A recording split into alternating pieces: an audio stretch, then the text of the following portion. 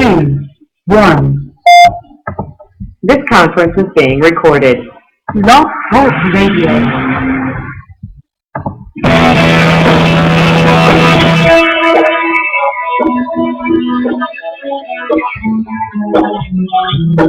People tell me every day, love is gonna come my way. Searching for clues that I hope to find.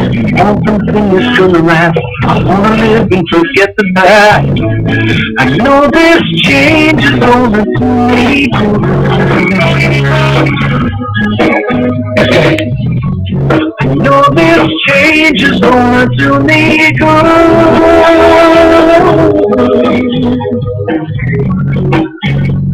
Even though it hurts me now,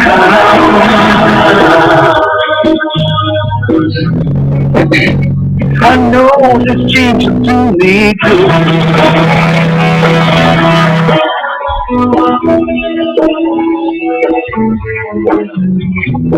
Wondering where the wind will blow.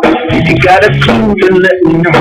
Don't hold back now. Give me a sign. Tell me something really good. Like live your dreams, you know you should. I know this change is gonna do me good. I know this change is gonna do me good.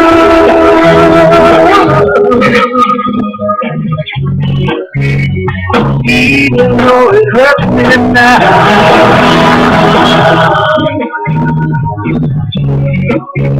I know this change will do me good.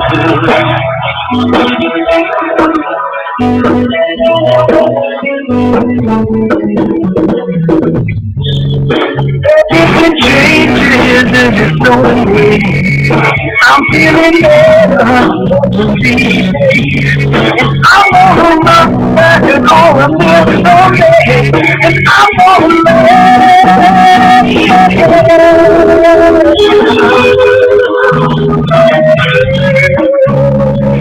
even though it hurts me now,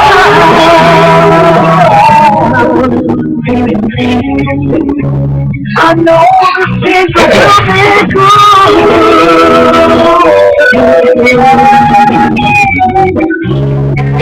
Even though it hurts me now,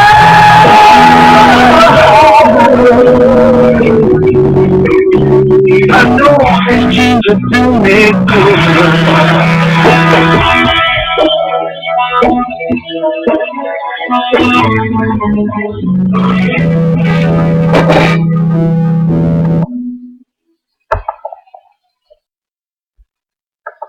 Aloha! Good evening. This is Dan for Aloha Live out of Flagstaff, Arizona with Clear Tones Production on Blog Talk Radio and FreeConferencing.com and now Ustream, establishing and maintaining right relationships through human values.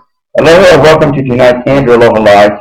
Tonight we're talking with Amma Sophia Rose, all the way out of Sedona. Aloha, Amma. Aloha, how are you? Very good, thank you very much. I'm right now.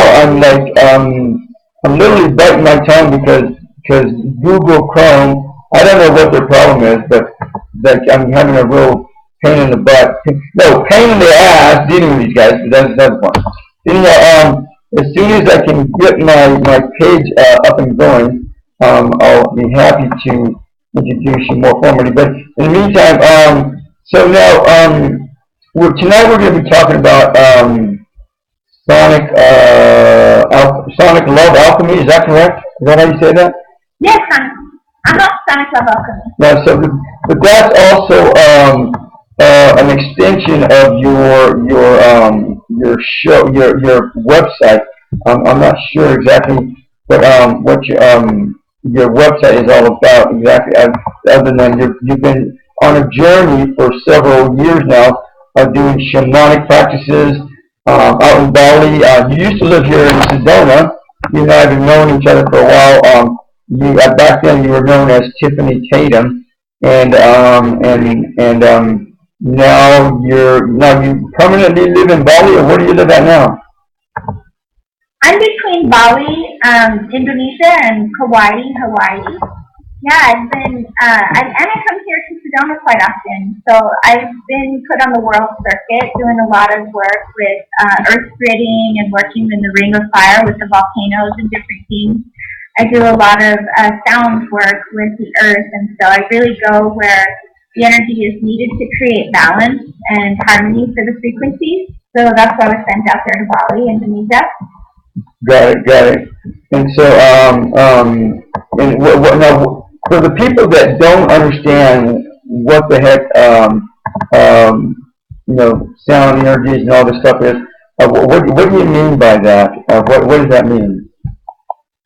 Well, what it means is that I'm what's called a dove priestess, and so I work with sacred sound, and I actually sing and do intonations and play crystal bowls and work with the energy frequencies. And so I work with nature itself, and so when I go out and I sing and harmonize with the land, anything that's out of balance or that's in disharmony, through love and through the sonic frequencies, comes back into balance and into a more harmonious state. And so I do a lot of grid work, and so grid work means is working with the earth in different sacred sites and really saying prayers and working with the elementals and working as a bridge. I'm a skywalker, which is a bridge of heaven and earth in the Mayan symbol, and so I work with bringing in the frequencies and the intonation of the heavenly realms and bring them here into this realm. Got it. I could share with you so people could understand more. Well, I tell you what, let's go back to let me give you a formal invitation, introduction, because and right now I've been having some problems with my internet. But anyhow, Amma Sophia Rose is a high priestess of sonic alchemy, sound, and vibration. The gift of her voice was given to her through direct transmission from the beloved Sophia. Never having the ability to sing before, it was no less than a miracle when the divine intonations of the dove, Shekinah Sophia, sang through her on Cathedral Rock in Sedona, Arizona. Sophia is a gifted reader of the Akashic Records and specializes in sonic rose alchemy, soul essence readings, and Akashic clearings.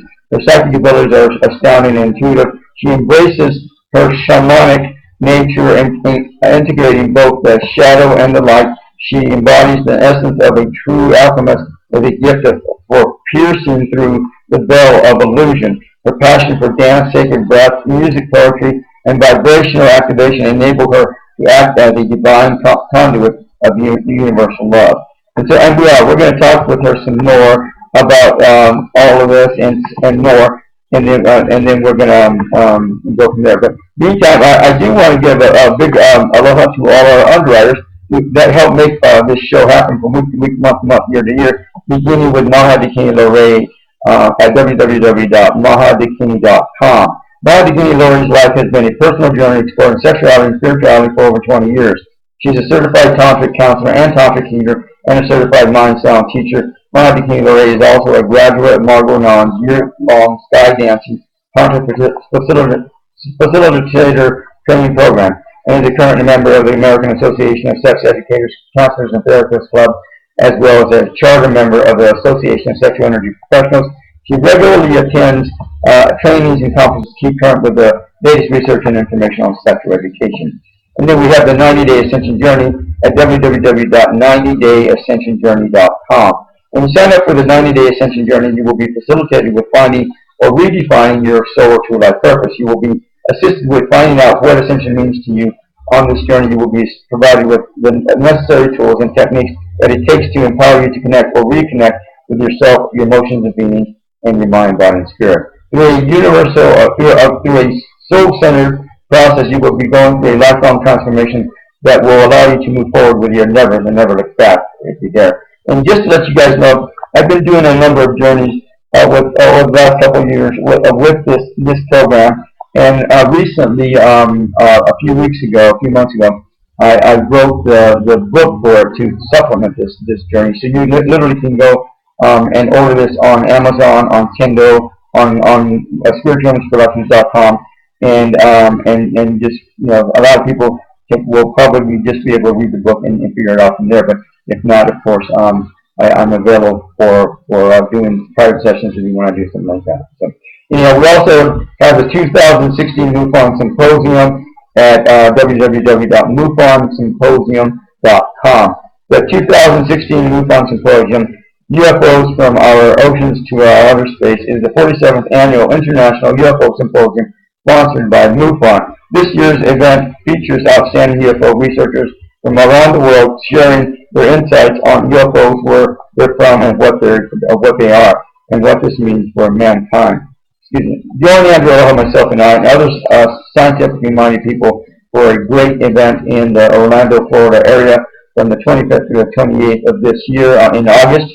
And so, and in fact, also June, next month, we'll be doing a MUFON interview series where I'll be interviewing a number of the speakers throughout the month of June from the symposium. So you can check them out for yourself. And if you like it, or you want to check it out even deeper, then of course you want to get your tickets and check it out there live in the person.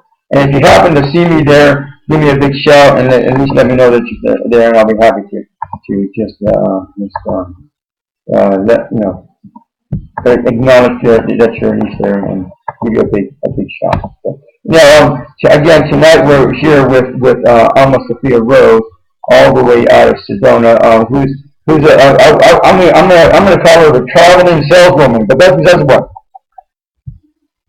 The traveling what? Saleswoman, but that's what. Saleswoman? What's that? Saleswoman? Yeah. On what? What do I sell? Yeah, everything. But that's one. Well, anyhow, I'm just kidding, but that's that one. Okay, so if you can just give our audience a bio about yourself, a history, background about where you grew up at, how you got involved with the paranormal, with your psychic abilities, and so forth, and then we'll catch up and then go from there. Okay. Do you want? Okay. I grew up in New Mexico, in Las Cruces. As a child, I was very gifted and very psychic.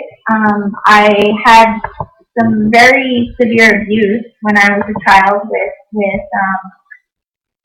some very deep, dark, different experiences. And this actually opened me up to understanding a lot about the divine. I had an awakening experience at the age of 5, but then went into sleep because they program you to forget and not remember. So it wasn't until I was in my 30s that I began to awaken again.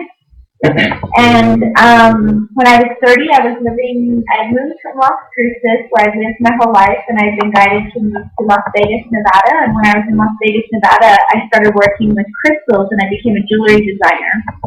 And when I became a jewelry designer, the stones started to speak to me very loudly, and they told me that it was time to go on my path of awakening.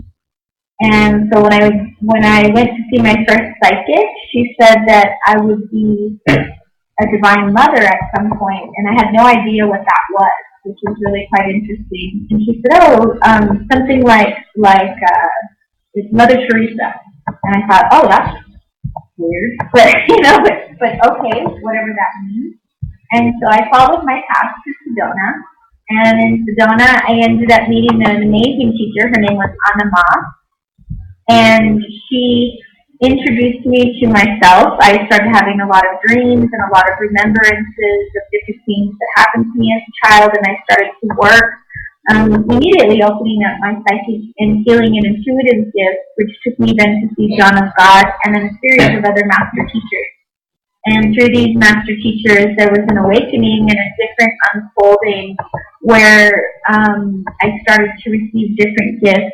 So the gifts of my clairvoyance and clairaudience, and I was guided to move to Sedona, where I met a sound healer named John Dumas.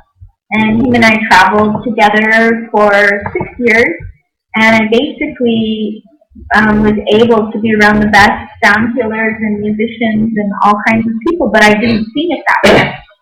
And so it was quite strange for me, because I was very psychic, very intuitive, and I was a really good hands-on healer, but I never in a million years thought that I could sing. I actually couldn't even really hold a note. And then one day after seeing the Dalai Lama in Pasadena, and receiving a green car activation. I was up at Cathedral Rock, and the Sophia appeared to me, the Shekhinah, and she had a dove in her hand, and she said my gift was to sing. And I just looked up at this stone and this apparition, and I said, well, I can't sing. And she said, just open your mouth. And when I opened my mouth, she released a dove into my third eye, and then these sounds of a dove started to come through. And then she said, you'll be traveling the world to different sacred sites, and you'll be activating the grid lines and people, places, synagogues, mosques, sacred sites. And then before you knew it, I was in Egypt in the Great Pyramid, singing in the King's and Queen's Chamber. I was in France. I was in Mexico and the pyramids, and that's basically where I got to where I am now. Well, we still got another 45 minutes. What are you talking about? What the heck? So let's take a step back. So let's go back to when you were growing up. You grew up in New Mexico. What did your parents do? Well, my dad worked for the government. He was a locksmith, and my mom, she was a secretary for different companies. You know, she worked for the electric company or something like that. Yeah, so they were pretty, I mean, you know, I grew up in a middle-class family. Okay. Abuse didn't happen with my parents, actually. It happened with a family member that I would be babysat by every now and then. And he was into some very dark, you know, dark things, and so that's where that came from. Okay, so your babysitter was the one that was yeah, my uncle. Okay, I got it. So now and in the meantime, were you talking to ghosts? Were you abducted by aliens? Did you go up into ships? No, actually, I was ritually abused. So I was ritually abused. Which means satanically ritually abused. They did a lot of rituals and sacrifices and different things like that. And I had no memory of this actually until I was later on in my years. And it was quite interesting because when I started to awaken, I started seeing a lot of rituals, and I started seeing a lot of this ritual abuse. And it was very, very strange for me because I could actually, you know, when people would come to me, there was different people who had this similar abuse, and I could see everything within the ritual, but I never thought it was me. You know, I just thought I was seeing it, or I was very psychic and I could see it. But then as I started to awaken more and more, and I started to go deeper into my spiritual path and an understanding and unlocking my brain there's a lot of programming, a lot of control and all different things, and when things start to get unlocked and you start to remember, there's so many different layers that are there. So they, you know, you want to commit suicide, you might go crazy, like there's all these different things. So I had to go through a very deep, extensive unraveling of post-traumatic stress and really clearing away a lot of these blockages so that I could fully come into my fullest gift. When I was a child, I was very, very psychic, and I would tell my parents when I was seeing if people were being molested, or I'm Scorpio, so I would see a lot of the darkness, actually.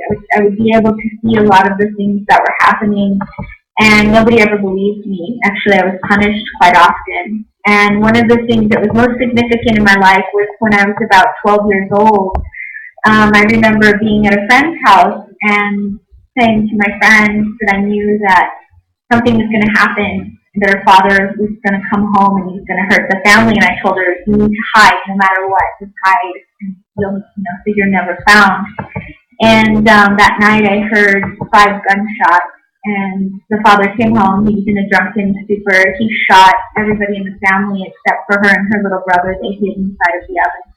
Wow. And so, yeah, so it was really deep. I went on a very deep journey, and I saw a lot of darkness, but even in the midst of seeing the darkness, I always saw beyond the illusion. So I always knew that this was just a dream. It wasn't real. You know, this whole illusion that was playing out. I'd seen the soul, like I'd just sing little songs, I'd sing little hums, and I see portals of light open, and then I see Archangel Michael, and I see the different angels, and I cross them over into the other side. And that's always been my prayer.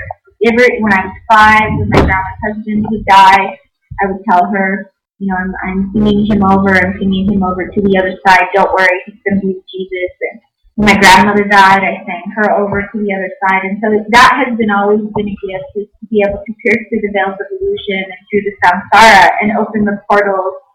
And I come from the lineage of Magdalene, that's the lineage of the rose, the lineage of Isis and the dove priestesses. And so that was our role, was to be able to move through the loops of samsara and to recognize that we're not bound by this illusion, we're not bound and held within these, constructs of karma, that there is something beyond that, and which is the infinite consciousness. And so that's, as a sonic alchemist, that's what I sing. I sing those songs into the other world, beyond this duality, beyond, these denser vibrations and frequencies. Got it. So if I hear you correctly, since the age of 5, you've been able to predict or understand and know different events that were taking place that were hurtful and abusive to people. Is that what I hear you saying? Yeah. When I was little, I would be able to see different, just a lot of different events, many different events that were going on in the shadows, or going on kind of like underneath the surface. I could always feel, what was going on with people, even when they were saying one thing that they were doing together. And I would always ask questions. My mom used to say, they say from the mouth of babes. My mom said she wished that she had tape with her all the time to just shut my mouth, because I was just continuously revealing people, it was just part of, and I was very inquisitive, and I was very talkative as well, so I really asked a lot of questions, kind of putting my questions, like why this or why that, and so my questions were actually very revealing. So I got into a lot of trouble. I got beat a lot, actually. I got whipped and I got beat a lot, and I got really told to shut up, and so, and not to speak, and, it was like my voice was beat out of me, but I have a very strong spirit. I was recently with one of the elders from Colombia, from the Sierra Nevadas, and connected to the Kogi tribe. I don't know if you've heard of them, but he's one of the villages next door, and his name was Calisto, and it was very interesting because I didn't say anything to him, and I had a healing with him just recently, a few days ago, and he confirmed for me. He said, at the age of 3, something dark, very, very dark, came into your life, and he said, but that darkness was so that you could understand your gifts and who you are and what you're here to bring forth in this world. Exactly. So for many years, I carried a lot of shame, and I carried a lot of guilt, and I carried a lot of, I could feel, I'm an empath, and so that's what makes me a good sonic alchemist, is that I can feel everybody's pain, and I don't suppress it, or I don't push it away. I sing to it. And so that singing those songs and feeling the deepest darkness of people, and then singing them into the heavens to show them that within, the depths of darkness, the depths of their pain, they can find the light, and through the light, if they can, because everything in nature, everything in existence is trying to seek harmony, even the darkness, even the darkest of the darkest. Absolutely. And aspects of humanity are trying to seek the light. And so when you can show them that light, because like these satanic ritual abusers and everything like that, they actually think they're doing us a favor on a bigger scale, because they believe that duality and this existence of darkness and pain and sacrifice and all that kind of stuff teaches us. That it teaches us duality. It teaches us if we don't know darkness, if we don't know separation, then we can't know light. And so they bring us, that gift because they know that it's an illusion. They know that this world is just a dream within a dream within a dream. And so this whole creation is about to burst, actually. This whole duality is about to move completely out of this realm of existence into a higher consciousness. And so what we're doing is right now is we're going into this awakening on such a massive level, that our voices are going to start opening, and the harmonics and the harmonies, the light language, the love is going to start to be so palpable that frequency cannot reside within it anymore. And so that's part of what I feel that I've been for the last 15 years on the forefront of holding, this resonance and sharing this wisdom of the sonic alchemy, to bring in this harmonic resonance, so that, because love and fear cannot live in the same vibration. Yeah, so if we move into that place where we're creating these sonic fields of pure love, and forgiveness, the greatest gift that I was given was to be able to forgive my trespassers, to be able to come into a state of love, for my rapists, and just to really come into a place where I could just really give thanks and just say thank you for teaching me in this duality, but no thank you. And so my mantra right now is, and invading my space. Yeah, I'm still love. I'm still beauty and joy and innocence and pure. One of the things that's my passion right now especially is, 3 out of every 5 girls is being sexually abused, and 2 out of every 5 boys. And so it's such a rampant virus, and it perpetuates, through the generations, because one's molested, and then they either continue to molest, or they become the victims of molestation, and then their children get molested. And my grandfather, he was a prisoner of World War II. He was tortured, and so he tortured and abused and sexually molested my family, which then, my aunt was attracted to this, molester and ritualist, and my mother was abused, and so it's when they say that this is the work that I do, is healing the 7 generations before for the 7 generations to come. And this gift of the Shekhinah coming to me, the Sophia, it was such a blessing, and I feel that she came, from my home place of the Pleiades, and the connection to Venus and the Hathors, and she just showed me that this is just, it's an illusion, and you can sing the creation into its right alignment with your brothers and sisters. And so that's what I've been doing, is going around the world and gathering groups and sacred sound circles, and just sharing the harmonics to bring in these light codes to help balance the planet. Right, and it's all of us together. It's not just one person, it's all of us together, all of us connecting in the womb, and like for men, connecting with their sacred sexuality, their kundalini energy, their wands of light and their seeds of light, and implanting that frequency of love in us with our womb, just connecting to that and creating a new reality where we don't need to learn those lessons, and we can say no thank you, no thank you, I don't choose that pain anymore, I don't choose that suffering anymore. Absolutely, absolutely. So now, and before we move forward, when I do the introductions, I always give out the guest website, which is yours happens to be www.sonicrosealchemy.com. Love, Sonic Love Alchemy. It's love, LOVE. Okay, soniclovealchemy.com. So anyhow, and I don't know how I got this website, but anyhow, Sonic Love Alchemy is tonight's show, but anyhow, have you ever heard of,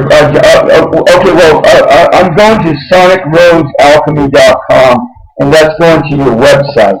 So do you have another, Yeah. Do you have another website called sonicrosealchemy.com as well?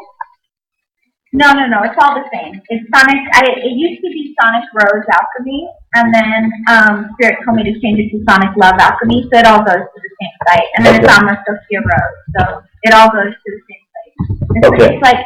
It's like the divine. It doesn't matter what you call it, it's all going to go to the same place. Exactly right. So anyhow, either way, if you can go, you can Google Amma Sophia Rose and find her anywhere pretty much on the internet, regardless. And if you want to get in contact with her or so forth for whatever purposes. So, I have oh man, it's been a long day, but, so, have you heard of John Bradshaw? No, I don't think so. He's come out with some books, years ago,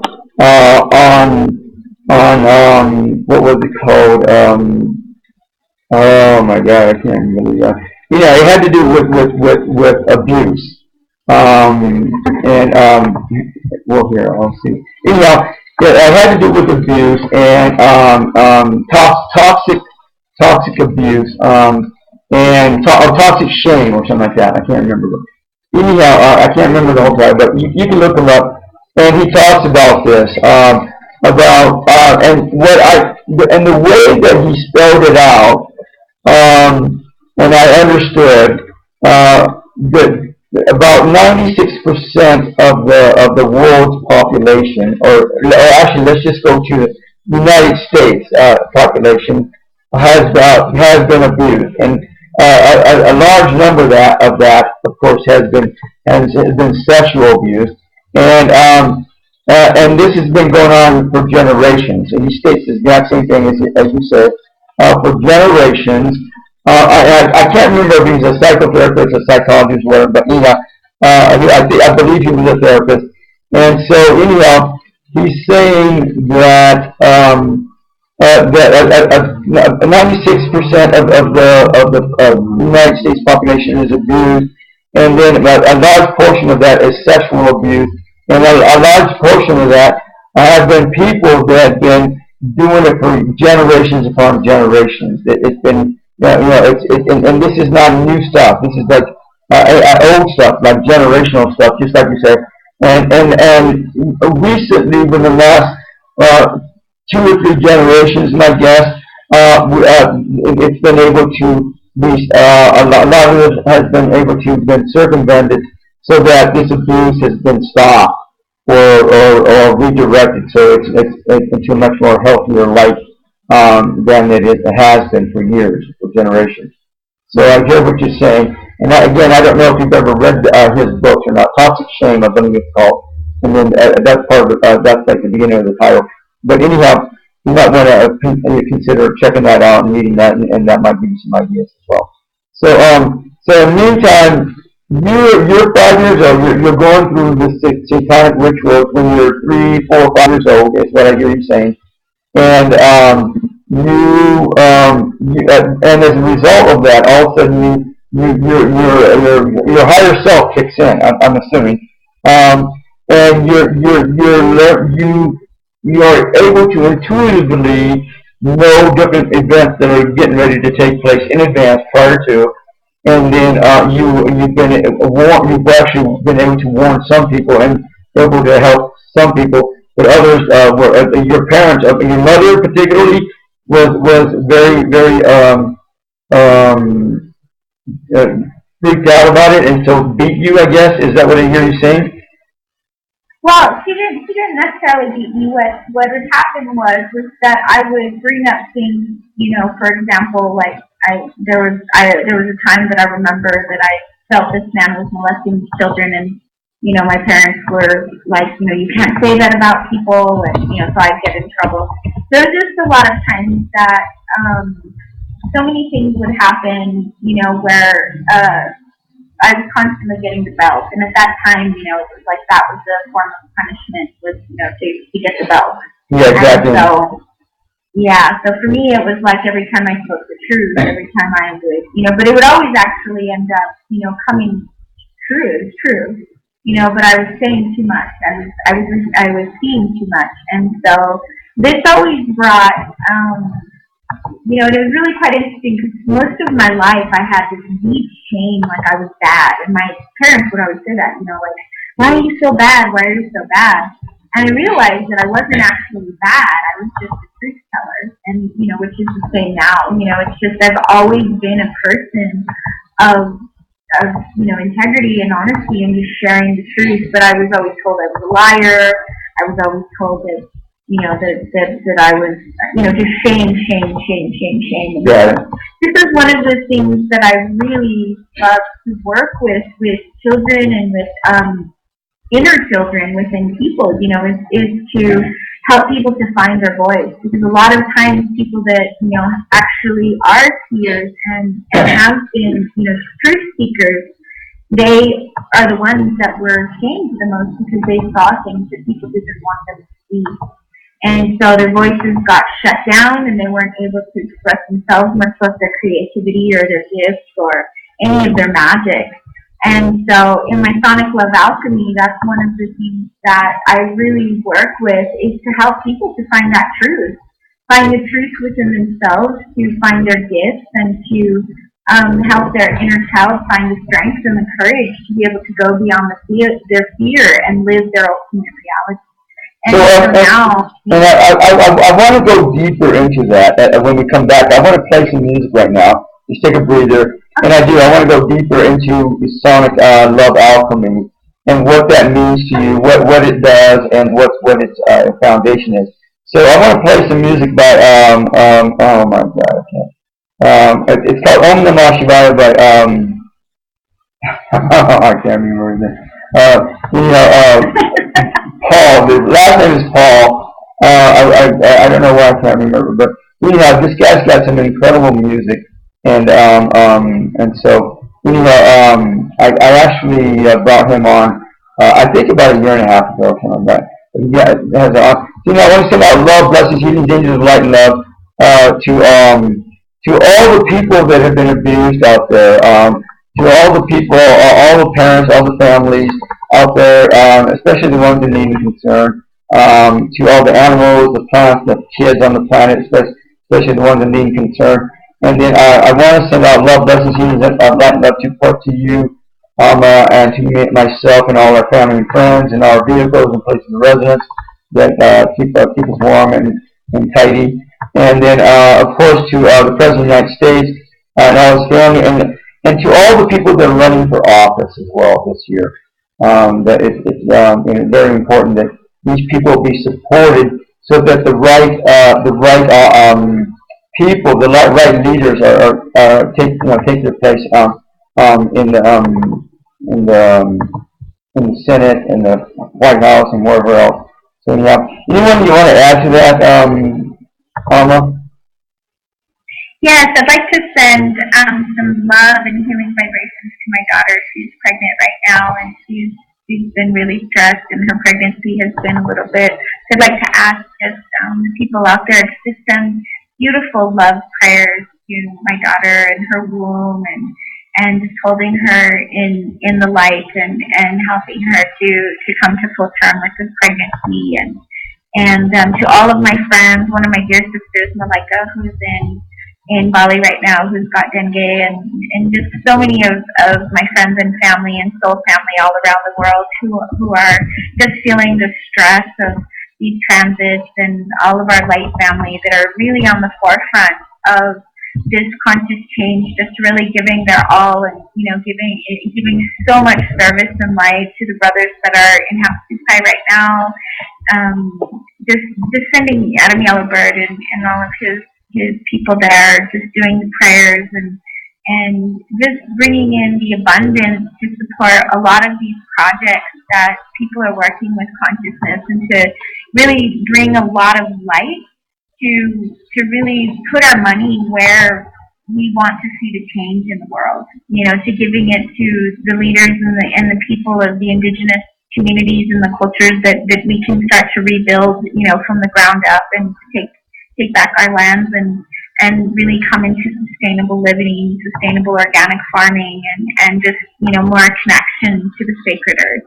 We just want to pray and give a lot of love and consciousness and awareness to those that are really holding the sonic grid lines. A lot of these cultures that have been praying for thousands and thousands and thousands of years in Peru and the Andes and the Amazon, and we're the lungs of our planet, and the priests and the priestesses in Bali, and all of these beautiful, amazing masters that I've met along my path, and just really sending them all of the energy that we can, so that this world can become more conscious and aware. Got it, got it. Any more? Okay, there you go. Next. Okay, no, just kidding. No, and of course, and to everyone else, concerned and in need on the planet, as well. So, yeah, we will be back, and we'll talk more here with Amma on Sonic Love Alchemy, and go from there. So, again, I believe his name is David Paul, and I'm gonna look this up to make sure, but Om Namah Shivaya. I can't remember the album that he was on, but we'll be back.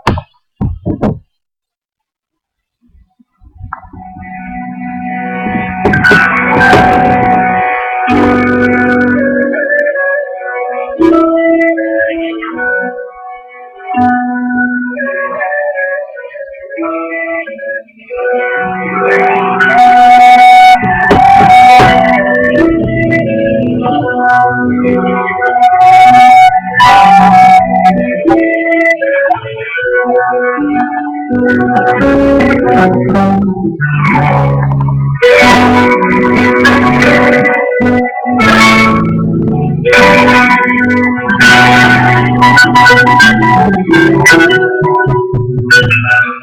Namah Shivaya, Om Namah Shivaya, Om Namah Shivaya, Om Namah Shivaya, Hare Om Namah Shivaya, Om Namah Shivaya, Hare Om Namah Shivaya, Om Namah Shivaya, Om Namah Shivaya, Om Namah Shivaya. Om Namah Shivaya, Om Namah Shivaya. Namah Shivaya, Om Namah Shivaya,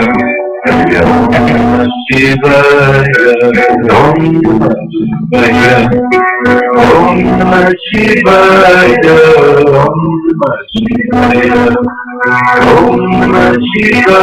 Shivaya, Om Namah Shivaya,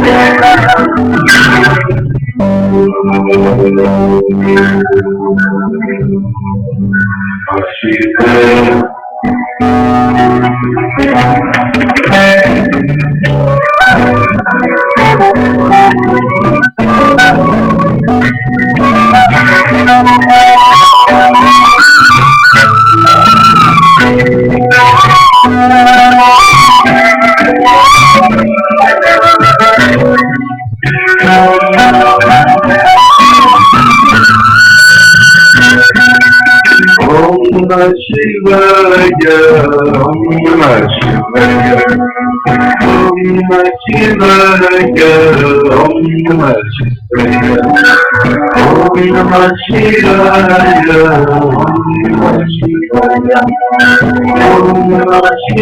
Namah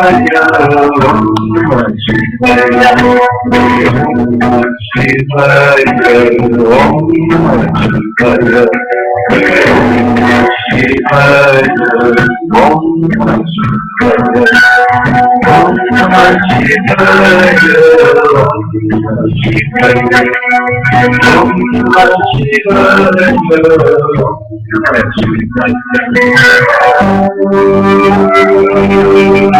Om Namah Shivaya, Om Namah Shivaya.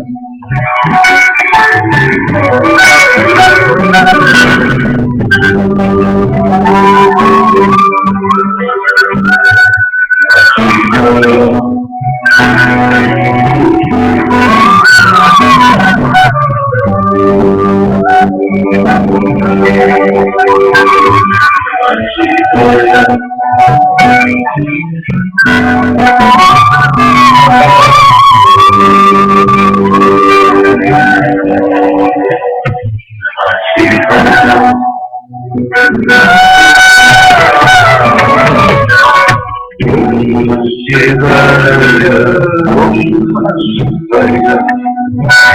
Namah Shivaya, Om Namah Shivaya, Om Namah Shivaya, Om Namah Shivaya, Om Namah Shivaya, Om Namah Shivaya, Om Namah Shivaya, Om Namah Shivaya, Om Namah Shivaya, Om Namah Shivaya, Om Namah Shivaya, Om Namah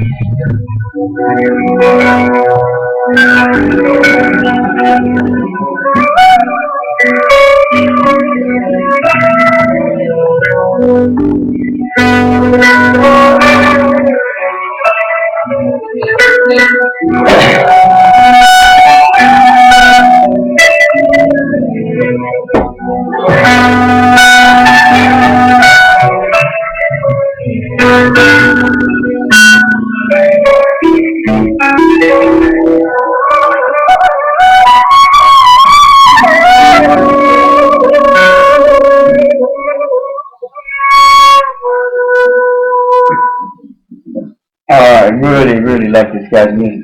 Is it, wow, it's been a long time since I've actually done that particular interview. But we're back. This is Aloha Live, the Spiritual English Productions on Blog Talk Radio and FreeConferencing.com and Ustream.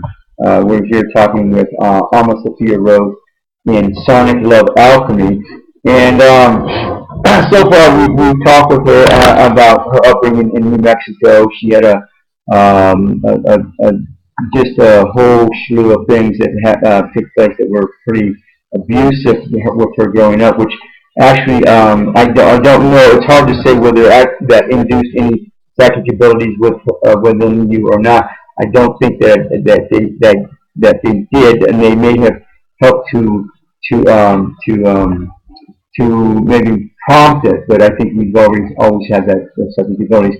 And before we move on, I do want to say, first of all, that song that we just were playing was by Daniel Paul from his album Elephant Prayers, which is an amazing, awesome album.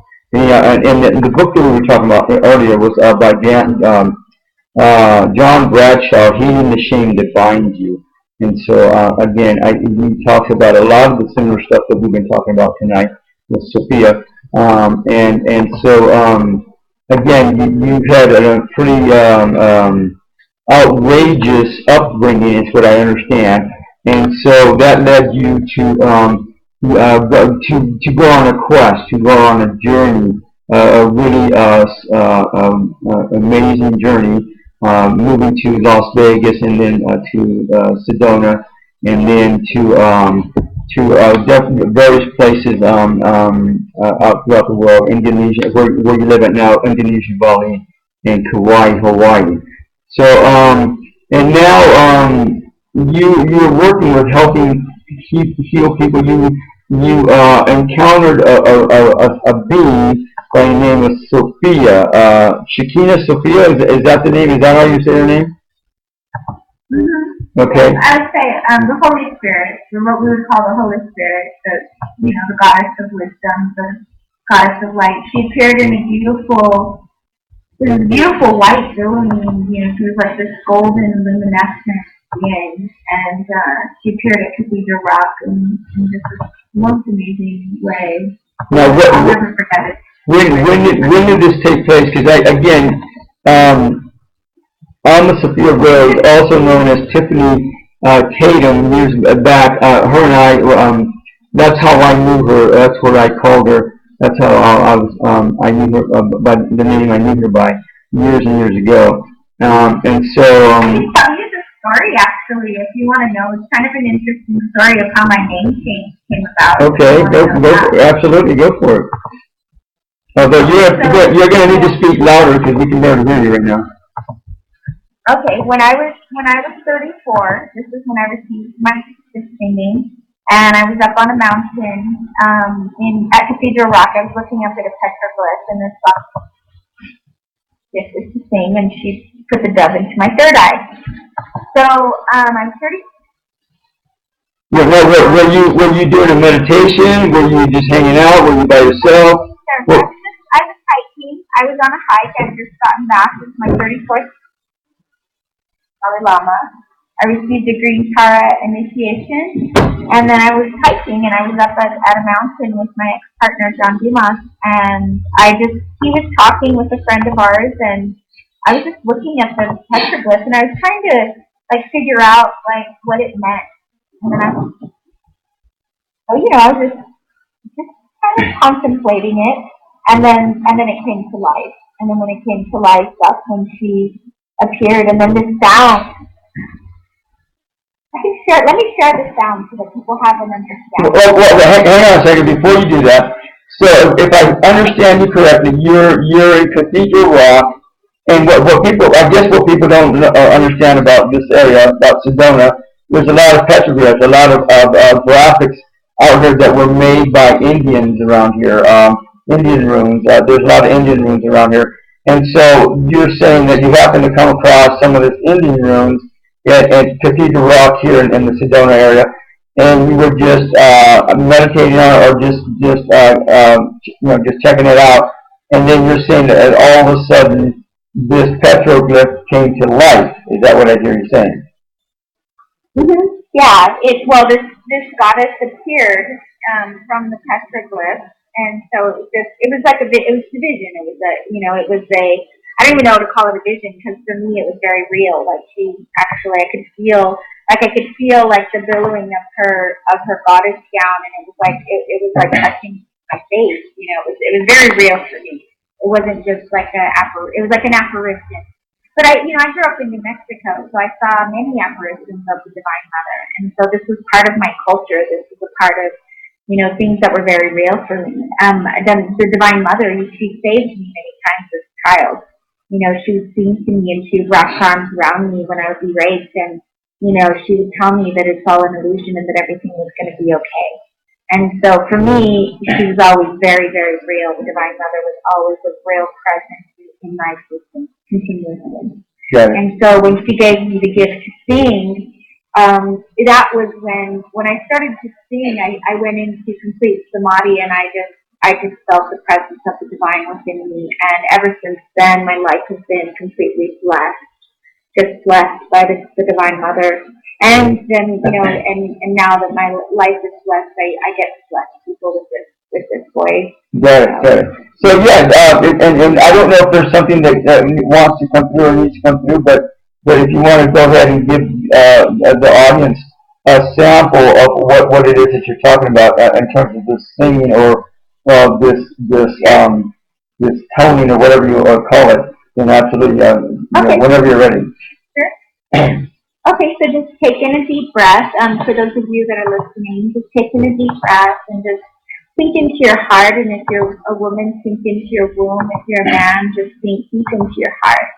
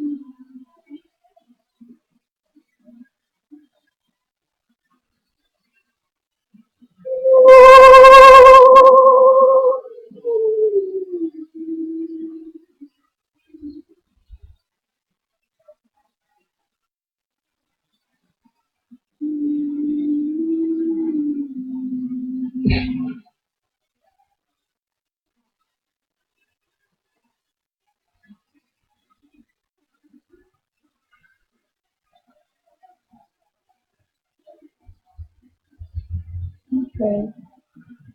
Nice, nice. So that's interesting. And now, what year, when did that take? Oh, so you said your 34th birthday that took place. That Yeah. transmission. That whole That was 9 years ago. That was about 9 years ago. Got it, got it. So and was that prior? Was that after I had met you and talked to you the last time that you and I actually talked prior to? This, I'm not sure. I don't know. Was I singing when you and I met? I don't remember. We had done some stuff and we were looking at doing some projects and they fell through and I remember we attended a Might have tantra. been after. We attended a tantra class with this woman. I can't remember how to Prescott, and I think that's kind of the last time I actually even talked to you or even seen you. Yeah. I don't know, and I'm thinking that would probably took place. This whole thing that you're talking about took place after that. Is what I'm guessing. I'm sure it did. Yeah. So many things happened. Yeah, so many things happened. And a lot of things, when I lived here in Sedona, it was really quite interesting because I had all these miraculous gifts open. And at the time, I didn't feel worthy, because here I was in front of all these masters and I was receiving all these gifts and I had a big ego, it was like, because I had a lot of insecurity, and I had a lot of insecurity, just from what I've gone through as a child. And, as I've matured and as I've actually embodied my gifts and really come to understand them on a deeper level and how I received them and, gone through tons of forgiveness, especially with the male ego and the masculine. That was very difficult for me because I had so much pain, and suffering from the sacred, well, not the sacred masculine, the masculine that wasn't honoring, and so it's been a long journey, and that was why but the name change came. So I was going to go into the name change. So when I was about 36, my father passed away, and my father, who was supposed to be my protector, was actually the first one to open me up to the abuse and not protect me.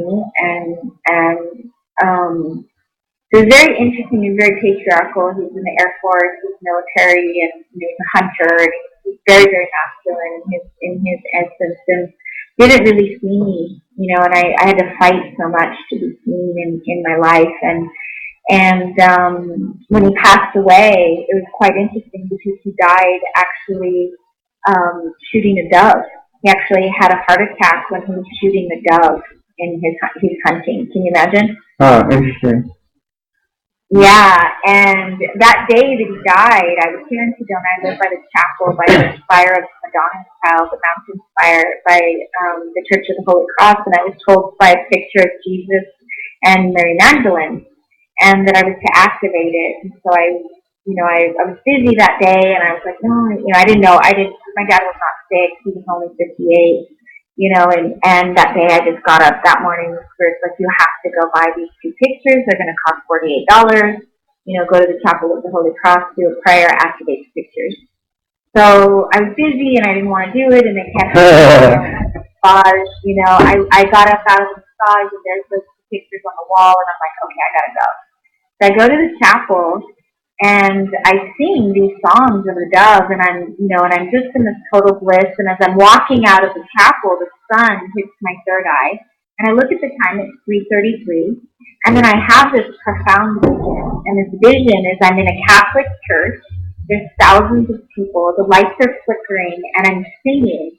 And then the Divine says to me, the Divine Mother, she says, when this happens, you will never be afraid to sing anywhere in the world. You will never have shame, and you will understand. And I was like, that's strange.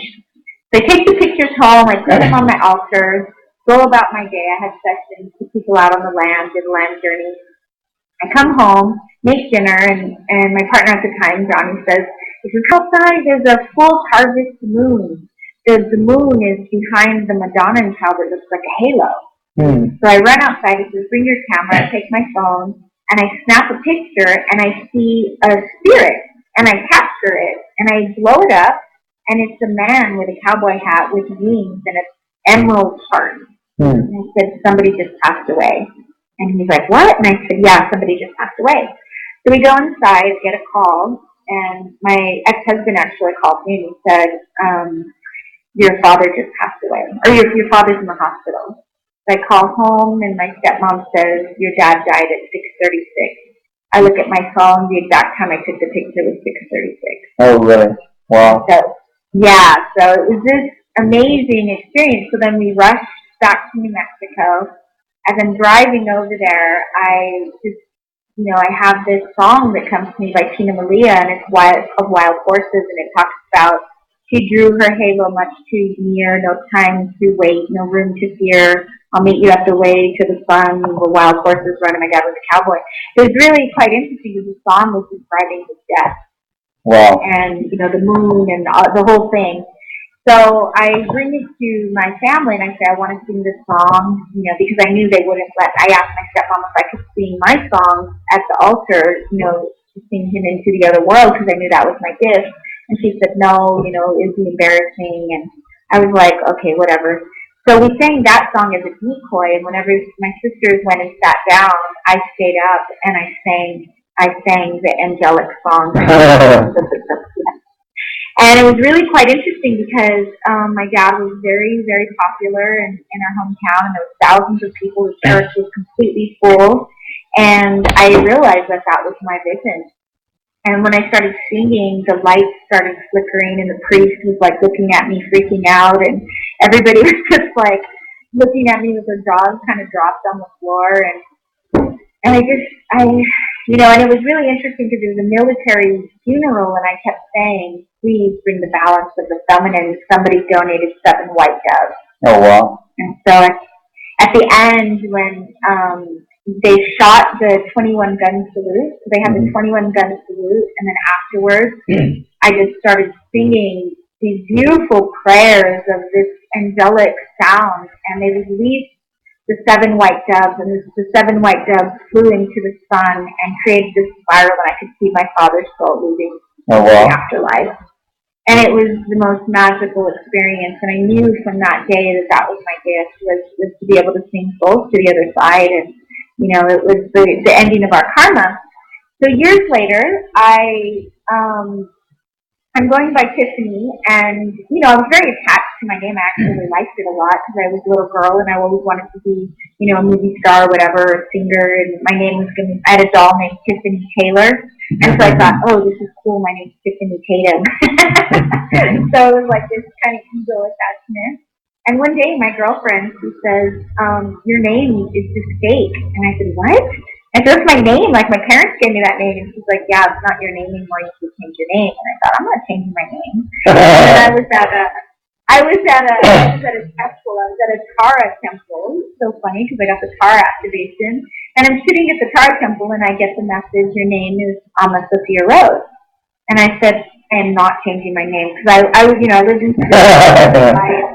place. I was like, I am not changing my name. I'm not one of those people with the name changer, And so Spirit's like, your name is Amma Sophia Rose. And I'm like, no, it's not. And so I'm sitting there praying. This little girl comes up. She's like, Rosie, Rosie. And this little cat comes up, and it's like all over me, like just sitting in my lap and purring. And I said, who's this? And she says, that's my cat, Rose. And I said, what's your name? And she says, Sophia. So a year goes by, I still don't change my name, and I'm in a meditation with one of my teachers in Bali, and her name's Ida Resi, and she's an amazing high priestess. She died, went to the other side at the age of, I think it was like 19, and she received all the codes for a priestess, and she speaks light language, and she's a soul sister. And so she's an amazing, amazing being, and we were in this deep meditation. And all of a sudden, it's like I get struck by lightning right through the crown of my head, and I hear, your name is Amma Sophia Rose. And so then we get out of the meditation, and I asked my teacher, I said, why would they want me to change my name? I got the name Amma Sophia Rose. And she said, because you're ready to be a priestess. And she said, your name doesn't vibrate with you anymore. Mm-hmm. And so she did a ceremony a midnight ceremony for me, which was so powerful. It just so happened, unknowingly to me or unplanned, it was the day of my father's death, and it was the same full harvest blue moon blue moon harvest full moon. The same type of moon was the day that he died. And so when she started doing, she does these prayers and we sit in this meditation and she does this water purification. She started doing the prayers and my whole body was just like in this huge thing, and the soul, I could feel a epiphany and all of that trauma left my body. And then the Sophia came through my body. Oh, wow. And Amma Sophia bodied inside of me. And then for the next days, I went home, and for 7 days, I had like dengue symptoms, like if you're dying. I mean, I was super sick. I mean, I really thought I was dying, like aching, bones, pain, vomiting, coming out both ends, like you name it. And I just thought, oh my God, this is it. I lost my voice. I had no voice whatsoever. And I just thought, oh my God, what's happening to me? I'm dying. And I called her up and I said, what's happening to me? She says, you're dying.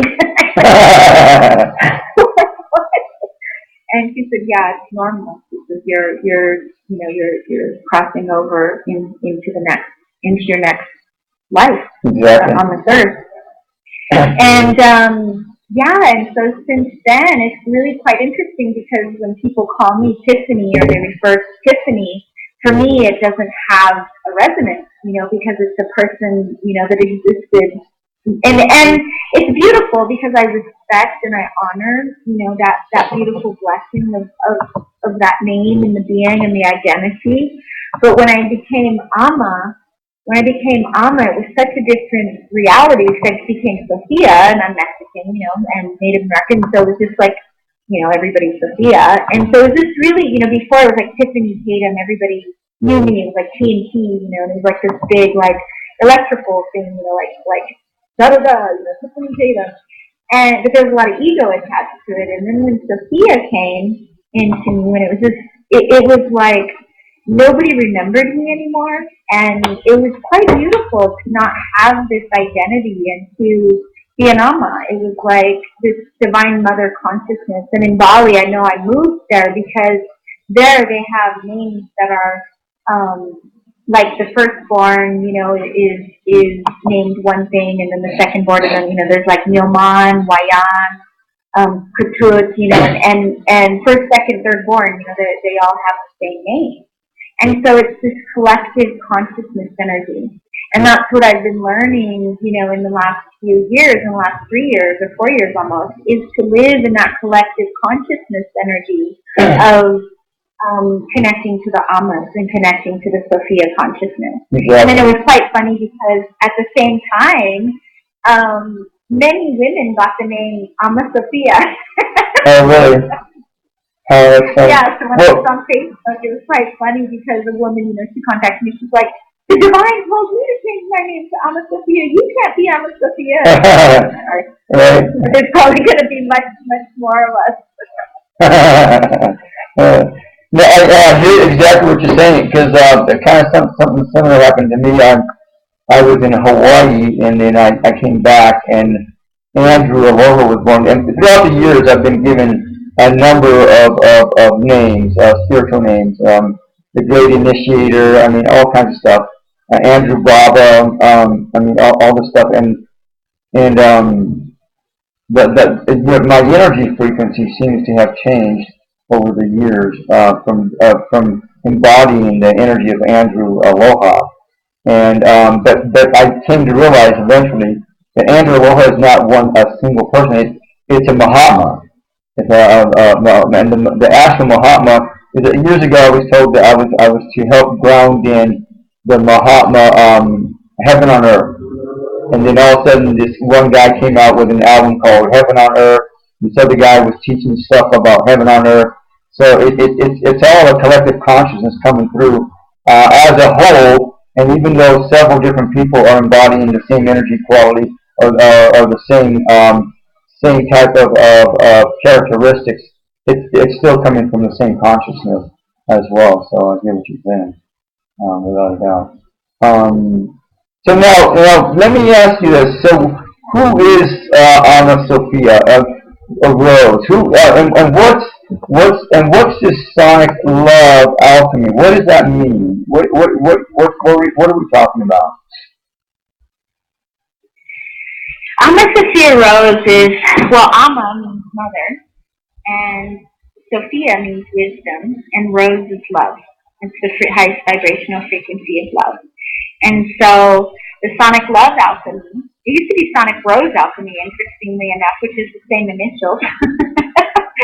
And it comes from the lineage of the rose, and it comes from the lineage of the goddess, the rose. And a lot of the teachings and the sharings that come through are the verbal transmissions of activating the codes, the keys and the codes of life. So basically what I've become as a steward or a guardian of these sacred womb frequencies. And so this warble is the activated yoni. It's actually the womb and the universal consciousness of the vagina coming into its ecstatic form. And so when people hear me sing, or also dove priestesses, they're actually feeling the essence of going back into the womb, going back into the creator or the creatrix essence. And so the Sonic Love Alchemy, what I do is basically take people on journeys and help them to find their voice and to find that connection to the original sound of their creation. Because I believe we're all part of this existence that sang creation into, we were the point of light that sang the hum of existence into what it is now in this density. And so helping people, I work with the whales and the dolphins. I created a line of crystal bowls that are really high vibrational frequencies with Andara crystals, monatomic elements. I work just many different alchemical beings actually worldwide. Like right now in my Bali training, I work with beautiful, amazing goddess shaman named Sundari Ma Aleph.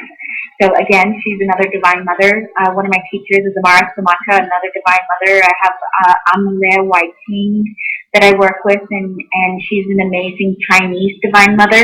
So I've met these amazing sisters and brothers from around the world that are in the Order of the Rose.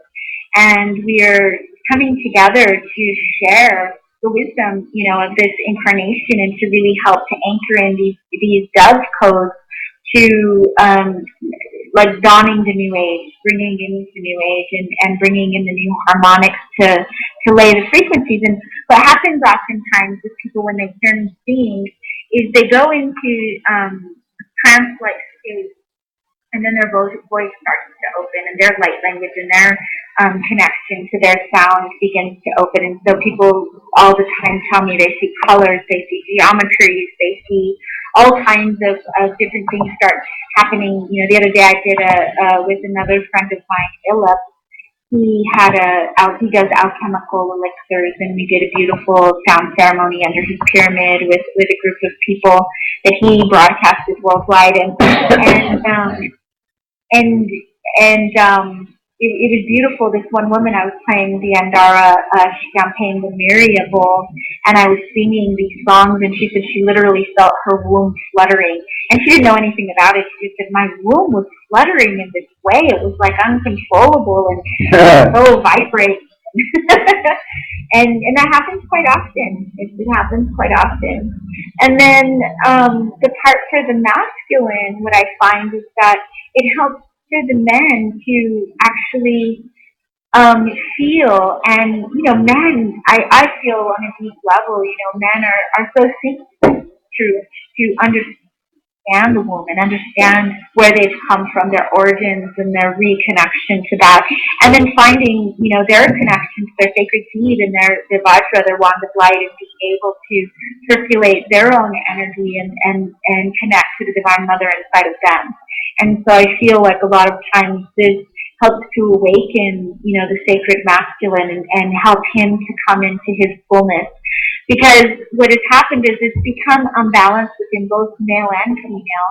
Our masculine, the linear, the box, the square, putting everything into a box, categorizing everything, wanting to make sense of it. And in the feminine, it's expansiveness, it's out of the box. It completely makes no sense. It is creation and its existence. And I've had so many journeys where I've died and gone to the other side and experienced the vastness of creation that never in this form will we be able to even conceptualize the minute particle of what it is that's happening in existence.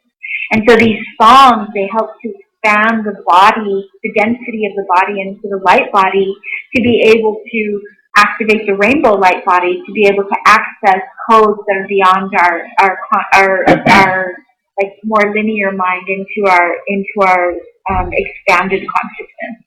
And so it's amazing. It's just in the journeys I take people on a vision quest for 5 days, and we go to different sacred sites and we activate through the sacred sound, breath work, dance.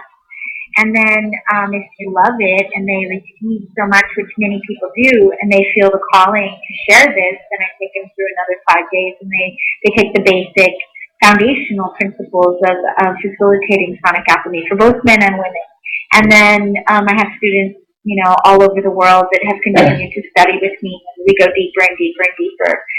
Just through the years, I've worked with people for over 15 years, and so it's really quite amazing. And everything is done in the moment. Everything is not about the linear, but it's about the present scene.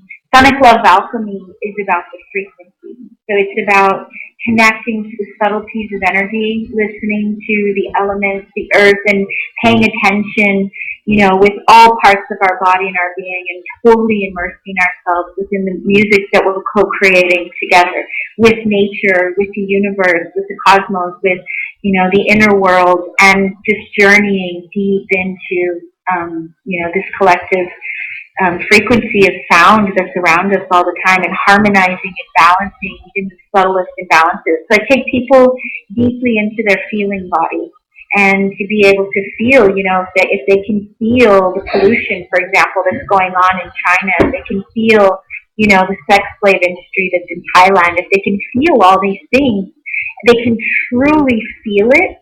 They can take that lowest frequency of the energy, and they can tap into it. They can sing that low frequency, and then they can sing it into a higher state of consciousness.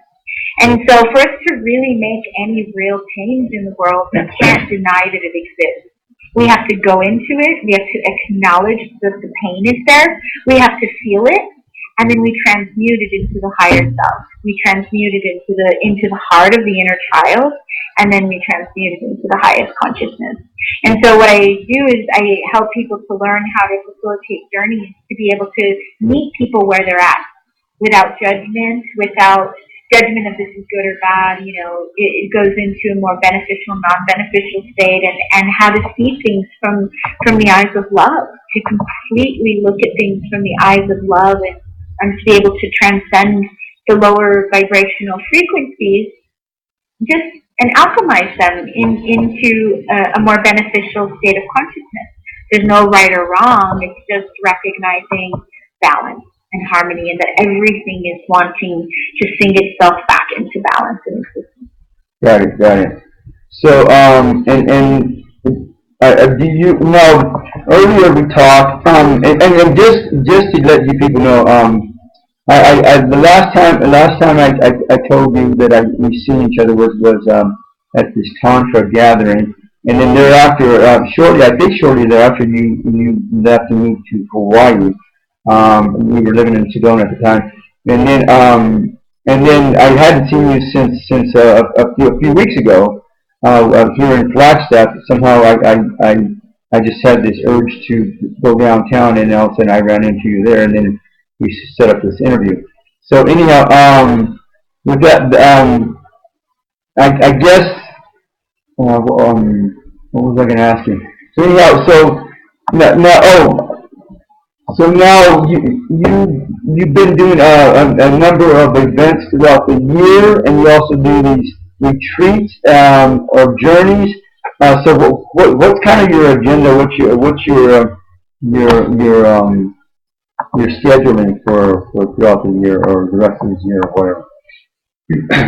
Okay, well, right now I'm in Sedona, and so in Sedona I'm going to be doing next weekend, actually, on Saturday, I'm going to be doing a cacao ceremony here in Sedona. And people can reach me, by the way, at ammasophiarose@gmail.com. That's my email address.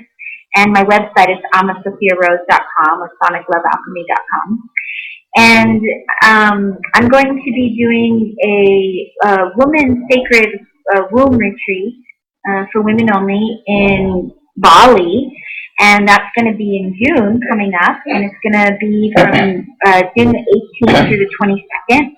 And we're going to dive deep into the mysteries of the sacred womb, and we're going to work with dance. I'm working with Malika Shazay Dargil, and she's a beautiful 5-element amazing shamanic priestess of the earth. She's just a phenomenal woman who just shares, she's lived in Africa and really lived with the tribes and studied the African traditions, and she's part African.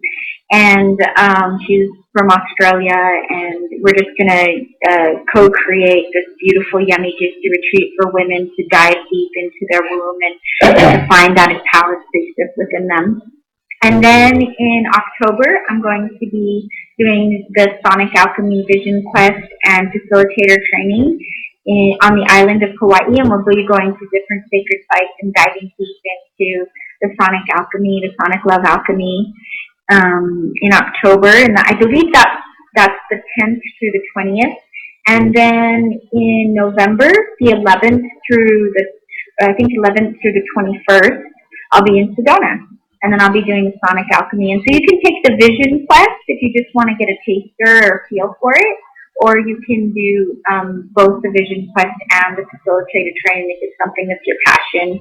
And a lot of people, they do many different things. This is not just for people who want to be sound healers or work in the shamanic practices. This opens the Oracle channel. It opens the accessing the Akashic records. It helps with everyday life and your own personal practice, how to go through the process of ascension, basically, with grace and ease, and using music and sound and dance as a tool, breath work. So you learn a lot of different modalities, and you're able to really dive deep into your own personal practice. I mean, it's actually been what has saved my life.